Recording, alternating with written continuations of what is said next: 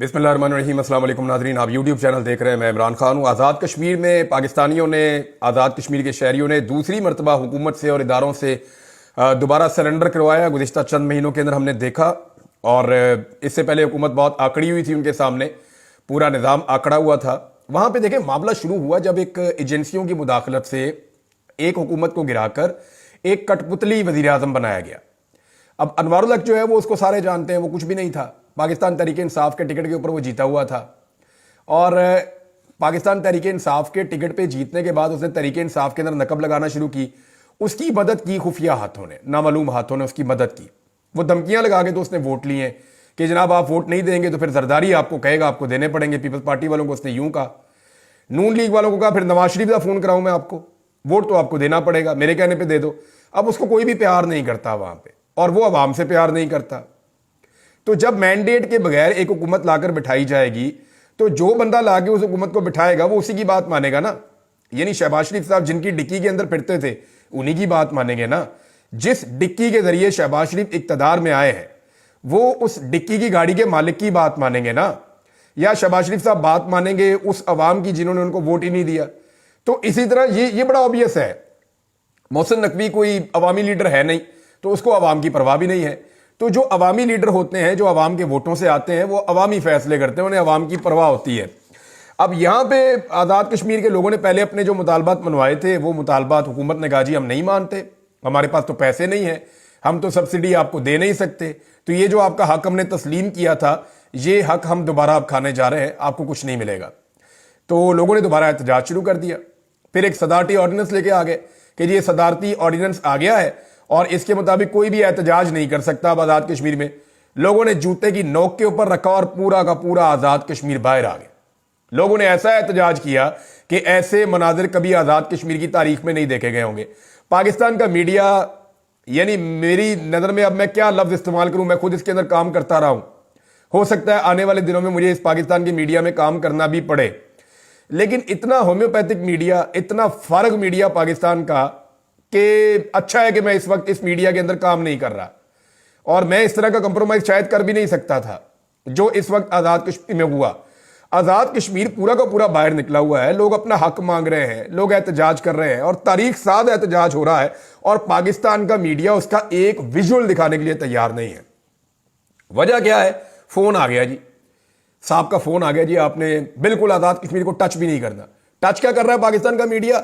Irrelevant चीजें touch कर रहा है जी, फलां हो गया, ये हो गया, छोटी छोटी खबरें टच कर रहा है। बहुत मामूली नौयत की चीजों को जो है वो टीवी पे दिखाया जा रहा है। ये नहीं दिखाया जा रहा कि आज़ाद कश्मीर के अंदर इतने बड़े पैमाने पर आज़ाद कश्मीर की आवाम निकलकर अपने हुकूक मांग रही है। तो वैसे भी लोग जो है वो अब मीडिया के मोहताज तो रहे नहीं, सोशल मीडिया के ऊपर उनकी कंपेन चलती है। आलमी मीडिया पाकिस्तान की खबरें दिखाता है, पाकिस्तानी मीडिया तो दिखाता नहीं है। तो आलमी मीडिया ने जो दिखाया उसका एक इंपैक्ट भी आया, इंडिया ने इस पर प्रोपेगेंडा भी किया, और ये प्रोपेगेंडा का मौका इंडिया को किसने दिया? इंडिया को ये प्रोपेगेंडा का मौका दिया पाकिस्तान के मीडिया ने। और जो हमारे पॉलिसी साथ है ना, इनकी अकल पे मातम करने को दिल करता है। भाई जब आप नहीं दिखाएंगे तो लोग इंडियन मीडिया देखेंगे या फॉरेन मीडिया देखेंगे, तो वो मीडिया अपने तरीके से इसको रिपोर्ट करेगा। लिहाजा उन्होंने अपने तरीके से रिपोर्ट किया है, और पूरी दुनिया में जिल्लत और रुसवाई उठाने के बाद, और जब पूरा आज़ाद कश्मीर सड़कों पे आ गया, जब बहुत तेजी से शदीद सर्दी के अंदर वो गाड़ियां लेकर एंट्री पॉइंट्स की तरफ बढ़ रहे थे, तो वहां पे जनाब पूरी हुकूमत ने और एस्टेब्लिशमेंट ने घुटने टेक दिए। जिन्होंने यहां पे रिजीम चेंज किया, जिन्होंने यहां पे लोगों को गिरफ्तार किया, उन्होंने अवाम के सामने घुटने टेक दिए, और ये बड़ी अच्छी बात है। देखें, इसके ऊपर कोई ताना नहीं देना चाहिए। मामला यह है कि अपनी अवाम के सामने हथियार फेंक देना, घुटने टेक देना, यह बहुत बेहतर है कि आप किसी और की फौज के सामने हथियार या घुटने टेक दें। ये बहुत बेहतर होता है। यानी 71 में अगर पाकिस्तानी क़यादत उस वक्त अकल से काम लेती और अपने लोगों का फैसला मानती, अपनी अवाम के सामने जो है वो सरेंडर कर देते और उन्हें कहते कि ठीक है आपका जो राइट है वो हम आपको दे रहे हैं, तो फिर दुश्मन के सामने सरेंडर ना होता। ये बिल्कुल सिंपल चीज है, और ये किताबों में लिखी हुई है, मैं कोई अपने से बात नहीं कर रहा। ये ऑब्वियस है, और ये ऐसे ही होता है, दुनिया में हर जगह ऐसे ही होता है। लिहाजा पाकिस्तान में जो है ये आज़ाद कश्मीर के अंदर जो कुछ भी हुआ, वहां पे फिर फौरी तौर पे कैदी छोड़ दिए गए, लोगों ने खुशी मनाई, लेकिन उसके बाद अब कुछ लोग दोबारा बाहर निकले। इस वक्त की मैं आपको बात बता रहा हूं, लोग दोबारा एहतजाज कर रहे हैं। वो ये कह रहे हैं कि जनाब आपने कैदी तो छोड़ दिए हैं, लेकिन जो ऑर्डिनेंस वापस लेने वाला मामला है اس کے اوپر حکومت لیت و لال سے کام لے رہی ہے، حالانکہ کمٹمنٹ دی ہے کہ آرڈیننس واپس لیا جائے گا، لہذا فوری طور پہ آرڈیننس واپس لیا جائے۔ اب اس کے اندر جو ایک تحریر ہے ہمارے پاس، وہ تحریر یہ بتا رہی ہے کہ جناب فلاں فلاں فلاں فلاں جو ہے وہ اس کے اندر کوئی سیکشن لکھے ہوئے ہیں اور ان کو وہ کہہ رہے ہیں جی اب ہم ختم کرنے جا رہے ہیں، اور مقدمات جو ہے وہ بھی ختم کرنے جا رہے ہیں، اور دیگر چیزیں جو ہیں وہ ایک تحریر سے لکھی ہوئی سامنے آئی ہے، لیکن لوگ اس کے اوپر تحفظات کا اظہار کر رہے ہیں۔ لوگ کہہ رہے ہیں جی جب تک عمل درآمد مکمل طور پہ نہیں ہوتا ہم پرامن نہیں ہوں گے۔ کشمیر کے شہریوں کا کیا ہے؟ آج آپ نے ان کے قیدی چھوڑ دیے، آپ ان کی کل بات مانیں گے نہیں تو وہ پرسوں دوبارہ نکل کے سڑکوں پہ آ جائیں گے، پھر وہ انٹری پوائنٹس کی طرف آ جائیں گے، اور یہ دنیا کے اندر ایک بڑی خبر بنتی ہے۔ تو پاکستان جو ہے وہ بہت عجیب طریقے سے پاکستان کی ریاست پھنس گئی ہے، پاکستان کی حکومت پھنس گئی ہے، اور انہیں یہ مطالبات تسلیم بھی کرنے پڑتے ہیں، نہیں کرتے تو وہ احتجاج کرتے ہیں، مطالبات تسلیم کرتے ہیں تو آئی ایم ایف ڈانٹتا ہے، اور حکومت کے بعد اتنے پیسے نہیں ہے، اتنی نالائق اور نکمی حکومت ہے کہ انہوں نے پاکستان کو اتنا غریب کر دیا ہے اور پاکستان کی معیشت کو وہاں پہنچا دیا ہے کہ جن طبقات کو ماضی میں سبسڈی دی جا رہی تھی اب انہیں سبسڈی دے نہیں پا رہے۔ دوسری ایک اور بڑی چیز ہے ناظرین، وہ یہ ہے کہ سانحہ 26 نومبر کے حوالے سے حکومت بہت زیادہ حساس ہوتی چلی جا رہی ہے۔ اسٹیبلشمنٹ اور حکومت کا خوف بہت زیادہ بڑھ رہا ہے، کیونکہ 12 لاشیں پاکستان تحریک انصاف کے پاس ہیں، اور جو لاشیں غائب ہیں ان کے بارے میں ابھی تک کچھ پتہ ہی نہیں ہے۔ میں لاشیں غائب ہیں کیوں کہہ رہا ہوں؟ اس لیے کہہ رہا ہوں کہ لوگ لاپتہ ہیں۔ جب لوگ لاپتہ ہیں تو ہمیں تو نہیں پتا کہ وہ زندہ ہیں یا شہید ہو گئے ہیں۔ یعنی جو لوگ، یہ ڈیٹا تو حکومت نے دینا تھا نا کہ جناب اتنے بندے ہیں جو ہم نے گرفتار کیے ہیں، اس کے علاوہ ہمارے پاس کوئی نہیں ہے، یہ ان کے سارے نام ہیں، یہ نام ہم آپ کے ساتھ شیئر کر رہے ہیں، ان کے علاوہ آپ چیک کر لیں، آپ کا کوئی بندہ ہمارے پاس نہیں ہے۔ تو پھر پاکستان تحریک انصاف ڈیٹا دیتی کہ جناب ہمارے اتنے بندے غائب ہیں۔ ابھی وہ کہہ رہے ہیں جی 100 سے زیادہ بندے ہمارے غائب ہیں۔ اب وہ جو بندے 100 سے زیادہ غائب ہیں، جو جیلوں میں بھی نہیں پتا چل رہا کہاں پہ، تھانوں میں بھی نہیں پتا چل رہا کہاں پہ، نہ وہ اپنے گھروں کو پہنچے ہیں، تو وہ بندے گئے کہاں پہ؟ اب اس کے بارے میں دو رائے ہیں، یا تو ان کو لاپتہ کر دیا گیا ہے، اغوا کر لیا گیا جبری طور پہ، یا پھر وہ شہید ہو گئے، ان کی لاشیں غائب کر دی گئی ہیں۔ اب ان چیزوں کو لے کر جب صحافی سوالات اٹھا رہے ہیں تو کیا غلط کر رہے ہیں؟ اب جب سوال کوئی اٹھاتا ہے تو اس کے اوپر جو ہے وہ کیس کیا جاتا ہے۔ مثال کے طور پہ میں آپ کو یہ بتاتا ہوں کہ پنجاب میں کیا ہوا اور اوورآل پاکستان میں کیا ہو رہا ہے۔ ڈی چوک میں شہادتوں کے حوالے سے بات کرنے پر اب تک پنجاب میں ایف آئی اے نے 30 سے زائد مقدمات درج کیے ہیں، یہ محمد عمیر صاحب ہیں، انہوں نے خبر دی ہے۔ 3 روز میں 1 درجن سے زائد گرفتاریاں ہو چکی ہیں اور کریک ڈاؤن ابھی تک جاری ہے۔ ڈی چوک احتجاج اداروں سے متعلق معاملات پر پروپیگنڈا یا خبریں دینے پر 90 مقدمات ہو گئے ہیں۔ ارکان پارلیمنٹ، صحافی، سوشل میڈیا ایکٹیوسٹ نامزد کیے گئے ہیں۔ 620 سوشل میڈیا اکاؤنٹس کی نشاندہی کی گئی ہے۔ 470 اس میں سے بیرون ملک سے آپریٹ ہو رہے ہیں۔ اسلام آباد سے 36، لاہور گجرانوالہ سے 11، فیصل آباد 9 اور پشاور میں 6 اور ملتان میں 4 مقدمات۔ اس طرح جناب یہ مقدمات درج کیے جا رہے ہیں۔ یہ ایک خوف کی فضا بن گئی ہے، یعنی عوام کو ڈرانے کی کوشش کی جا رہی ہے۔ جتنی محنت کی گئی تھی نا 9 مئی کے معاملے کو اٹھانے کے لیے، اس سے زیادہ محنت کی جا رہی ہے 26 نومبر کے معاملے کو دبانے کے لیے۔ لیکن میں نے ایک شعر آپ کو پہلے دن سنایا تھا، وہ میں آپ کو اب پھر سنا دیتا ہوں، اور یہ حقیقت ہے، اس سے کوئی کبھی نہیں بھاگ سکے گا کہ قاتل نے کس صفائی سے دھوئی ہے آستین، قاتل نے کس صفائی سے دھوئی ہے آستین، اس کو خبر نہیں کہ لہو بولتا بھی ہے۔ تو جناب یہ خون کہیں نہ کہیں سے نظر آ جائے گا۔ جس کے اوپر ایک قتل آ جائے نا وہ پھر بچتا نہیں ہوتا۔ 302 بڑی خوفناک چیز ہے، کوئی کسی بھی عہدے پہ بیٹھا ہو، کہیں پہ بھی بیٹھا ہو، یہ چیز پیچھا کرتی ہے۔ شاہد خاقان عباسی صاحب ہوں، مصطفیٰ نواز کھوکر صاحب ہوں، جماعت اسلامی کے لوگ ہوں، فضل الرحمان صاحب کی پارٹی کے لوگ ہوں، تحریک لبیک کے لوگ ہوں، اندرون سندھ کی پارٹیوں کے لوگ ہوں، بلوچستان کی پارٹیوں کے لوگ ہوں، آزاد کشمیر کے لوگ ہوں، گلگت بلتستان کے لوگ ہوں، پورے پاکستان کے لوگ یہ بار بار کہہ رہے ہیں، اور سب لوگ یہ کھل کر کہہ رہے ہیں کہ ڈی چوک میں گولی چلی ہے، ریئل بلٹس چلی ہیں، اور یہ گولیاں نہتے مظاہرین نے نہیں چلائی، یہ ریاست کی جانب سے چلی ہیں۔ شاہد خاقان عباسی نے کہا جی حکومت اس کے اوپر معافی مانگے، یہ ان کا بڑا اسٹریٹ فارورڈ اس پہ اسٹیٹمنٹ ہے۔ انہوں نے کہا حکومت کو پی ٹی آئی مظاہرین پر گولی چلانے کے جرم میں معافی مانگنی چاہیے، ملک کے لیے سب کو ایک ساتھ بیٹھنا پڑے گا۔ حکومت پاکستان کو تحریک انصاف کے مظاہرین پر گولی چلانے کے مبینہ جرم پر معافی مانگنی چاہیے، کمیشن بنا کر معاملے کی تحقیقات کر کے حقائق عوام کے سامنے لائے جائیں۔ مفتاح اسماعیل بھی تھے، شاہد خاقان عباسی بھی تھے، ان لوگوں نے بڑا کلیئرلی یہ کہا کہ، اور یہ کہہ رہے ہیں کہ گولی چلی ہے، یعنی ہر بندہ یہ مان رہا ہے کہ وہاں پہ گولی چلی ہے, حکومت نہیں مان رہی. اور جو لوگ یہ کہتے ہیں ان کے اوپر مقدمات درج ہوتے ہیں. اب پشتونوں کی گرفتاریوں کا سلسلہ ابھی بھی نہیں رک رہا. شاہد خاقان عباسی صاحب نے اب یہ بات کی ہے نا, ان کو بھی گرفتار کر لیں. فضل الرحمان نے یہ بات کی, ان کو بھی گرفتار کر لیں. جماعت اسلامی نے یہ بات کی, ان کو بھی گرفتار کر لیں. جو بندہ یہ بات کرتا ہے اس کو گرفتار کر لیتے ہیں. تحریک انصاف کے اوپر اتنا شدید دباؤ ہے کہ آپ نے 12ویں کے بعد 13واں نام نہیں لینا, اور ان کے اوپر اتنا شدید دباؤ ہے کہ آپ نے اپنے لاپتہ افراد کا ذکر بھی نہیں کرنا. آپ کے لاپتہ افراد کا آپ نے تذکرہ بھی نہیں کرنا, کہیں پہ آپ نے ذکر نہیں کرنا کہ آپ کا کوئی بندہ لاپتہ ہے. اور جب وہ لاپتہ کی بات کرتے ہیں تو پھر اس کی یا تو ڈیڈ باڈی آئے گی یا وہ زندہ واپس آئے گا, دونوں میں سے ایک ہی آپشن ہے نا. اب جب تک وہ نہیں آ جاتا تو تحریک انصاف والوں کو کیا پتا, یا اس کے گھر والوں کو کیا پتا کہ ان کا پیارا جو ہے وہ زندہ بھی ہے یا نہیں ہے. ابھی میرے پاس کچھ اور لوگوں نے میسیجز کیے کہ جناب ہمارا یہ بندہ شہید ہو گیا, ہمارے بارے میں کسی نے آواز نہیں اٹھائی, بتایا نہیں ہے, تو لہذا یہ خبر جو ہے وہ دی جائے. اب اس کو دبانے کی جتنی کوشش کی جا رہی ہے معاملے کو, یہ عالمی سطح پہ اتنا زیادہ اٹھ رہا ہے. اور عمران خان صاحب کا اس پہ مطالبہ بڑا سخت ہے. وہ کہتے ہیں جی اس کے اوپر ایک جوڈیشل انکوائری کروائیں, سینئر ترین سپریم کورٹ کے جو ججز ہیں ان کا ایک جوڈیشل کمیشن بنایا جائے اور اس کے اوپر ایک انکوائری کروا دیں. یہ عمران خان صاحب کا مطالبہ ہے. اب عمران خان صاحب کا مطالبہ جو ہے وہ مانا نہیں جا رہا. دن رہ گئے پیچھے تھوڑے. 13 تاریخ کو عمران خان صاحب نے ایک پروگرام رکھا ہوا ہے پشاور میں, اور 14 سے وہ جو ہے ملک کی تحریک کا آغاز کر دیں گے. اور تحریک کیا ہے؟ سول نافرمانی. سول نافرمانی کے اوپر اس وقت یہ حکومت کے گلے پڑ گئی ہے, اور حکومت کو ایک کے بعد ایک مصیبت کا سامنا کرنا پڑتا ہے. ایسا لگتا ہے کہ یہ حکومت بہت بری طرح دلدل میں پھنس گئی ہے. اتنی بری حکومت آج تک کبھی کسی کو نہیں ملی ہوگی. ویسے حکومت تو عوام نے نہیں دی, اسٹیبلشمنٹ نے یہ حکومت دی ہے موجودہ حکمرانوں کو, ورنہ یہ تو سارے اپنا الیکشن ہار گئے تھے. تو ان کو جو ہے نا تتے توے کے اوپر لا کر بٹھا دیا. یہ بیچارے کبھی اس کروٹ بیٹھتے ہیں, کبھی اس کروٹ بیٹھتے ہیں, تو گرم توے کے اوپر یہ بیٹھے ہوئے ہیں. نہ انہیں اقتدار اچھا لگ رہا ہے, نہ یہ اسے چھوڑ سکتے ہیں. حالات ان کے لیے بہت مشکل ہو گئے ہیں.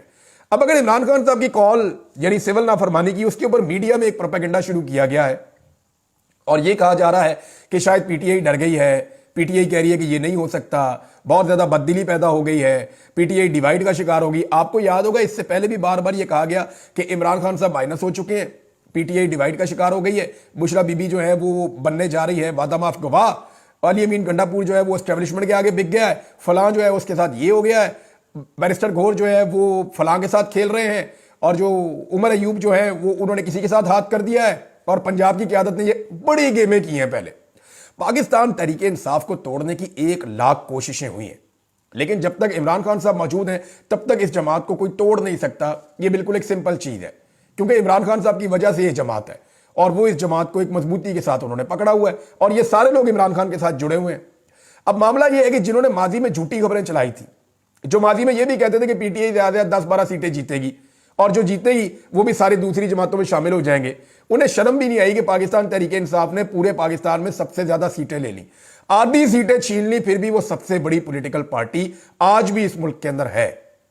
پارلیمنٹ کے اندر سب سے بڑی پولیٹیکل پارٹی ہے, آج بھی سب سے زیادہ نمبر ان کے ہیں. تو یہ تو حقیقت ہے نا, اس سے تو کوئی بھاگ نہیں سکتا, اور بھاگنے کی گنجائش بھی نہیں ہے.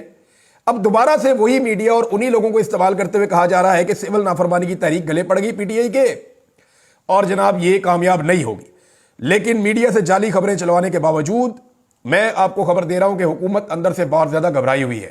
اوورسیز پاکستانی جو پیسہ بھیجتے ہیں اس کی وجہ سے حکومت کا کافی نظام چلتا ہے, لیکن اگر اوورسیز پاکستانی جو پیسہ بھیجتے ہیں اس میں وہ کمی کر دیتے ہیں, یعنی وہ ضرورت کا پیسہ بھیجیں گے, چیزیں خریدنا بند کر دیں پاکستان میں, پراپرٹیز لینا فی الحال بند کر دیں پاکستان میں, یا اضافی پیسہ جو پاکستان میں وہ ٹرانسفر کرتے ہیں ہر مہینے مختلف ملکوں سے, اگر وہ پیسہ پاکستان میں ٹرانسفر کرنا اور بھیجنا بند کر دیتے ہیں تو ایسی صورت میں اس حکومت کے لیے بہت بڑا اکنامک مسئلہ پیدا ہو جائے گا. آئی ایم ایف بھی ان کی مدد نہیں کر پائے گا اگر تو وہ ایسا کر دیتے ہیں. اور عمران خان صاحب کی کال کے اوپر وہ یہ کر گزرے کوئی بعید نہیں ہے, وہ یہ کر بھی سکتے ہیں. حکومت کا ڈر بتا رہا ہے کہ حکومت کو لگتا ہے کہ یہ ہو جائے گا. اگلے مرحلے میں عمران خان صاحب اور کیا کر سکتے ہیں؟ عمران خان صاحب لوگوں کو کہہ سکتے ہیں حکومت کے واجبات ادا نہ کریں, یا حکومت کے ساتھ کوآپریٹ نہ کریں. لوگ پہلے ہی بہت تنگ ہیں, ہر چیز کی قیمت 3-3 4-4 گنا ہو گئی ہے. لوگ تو لگتا ہے ایسی کسی کال کا انتظار کر رہے ہیں, اور اس کا امپیکٹ خیبر پختونخوا پورا ایک صوبہ ہے. کراچی جو ہے, کراچی حیدرآباد, یہاں کے لوگ ناکو ناک تنگ آ گئے ہیں. آپ کا جو اپر پنجاب ہے یا آپ کا جنوبی پنجاب ہے, یہاں پہ بھی لوگ سینٹرل پنجاب میں آپ ڈنڈے ڈنڈے مار کے کچھ کر کے آپ لوگوں سے زبردستی بل لے لیں گے, لیکن آپ ہر جگہ نہیں لے پائیں گے. لاکھوں کی تعداد میں لوگوں کے میٹر نہیں کاٹے جا سکتے گیس کے اور بجلی کے. چند کوئی 2 درجن 4 درجن 6 درجن تو کاٹے جا سکتے ہیں, لاکھوں کی تعداد میں ایسا نہیں کیا جا سکتا, اور اتنی بڑی تعداد میں لوگوں کو گرفتار بھی نہیں کیا جا سکتا. اور یہ کوئی ایسا جرم بھی نہیں ہے جس میں آپ اٹھا کر لوگوں کو اندر لے جائیں گے اور آپ انہیں بند کر دیں گے اور لوگ ہمیشہ بند رہیں گے, ایسا نہیں ہوگا. اب یہ ممکن ہے عمران خان صاحب آنے والے دنوں میں جو عسکری صنعتی ادارے ہیں, یعنی فوج سے وابستہ جو صنعتی ادارے ہیں, ان کے بائیکاٹ کی ایک آلریڈی مہم چل رہی ہے, اور اس میں جس طرح کا رد عمل آ رہا ہے دونوں طرف سے, ایسا لگتا ہے کہ وہ مؤثر ہے. ایسا نہیں ہے کہ وہ مؤثر نہیں ہے یا اس کا کوئی فرق نہیں پڑ رہا, ضرور وہ مؤثر ہے. اسی وجہ سے دونوں طرف کے رد عمل آ رہے ہیں. ایک طرف کا یہ کہا جا رہا ہے کہ جناب یہ شہداء کے ساتھ زیادتی ہو رہی ہے, یہ ظلم ہو رہا ہے, یہ فوج کے جو صنعتی ادارے ہیں ان کا بائیکاٹ کرنے والے محب وطن نہیں ہیں. یعنی اگر کوئی بائیکاٹ کرتا ہے تو اس میں حب الوطنی کہاں سے آ گئی بیچ میں؟ بہرحال یہ فوج کے ساتھ لڑائی تو نہیں ہے نا, وہ مصنوعات نہیں خریدنا چاہتے لوگ, ٹھیک ہے ان کی مرضی ہے, صارفین کی خریدیں یا نہ خریدیں, لیکن ان کے خلاف ایک کمپین چل رہی ہے, اور وہ جو کمپین چل رہی ہے وہ ڈیلیبریٹلی چلائی جا رہی ہے. اب ہو سکتا ہے کہ آنے والے دنوں میں پاکستان تحریک انصاف یا عمران خان صاحب اس کمپین کو اون کر لیں. ابھی اس کا اتنا امپیکٹ ہے, اگر عمران خان صاحب اس کمپین کو اون کر لیتے ہیں تو اس کا امپیکٹ بہت زیادہ بڑھ جائے گا.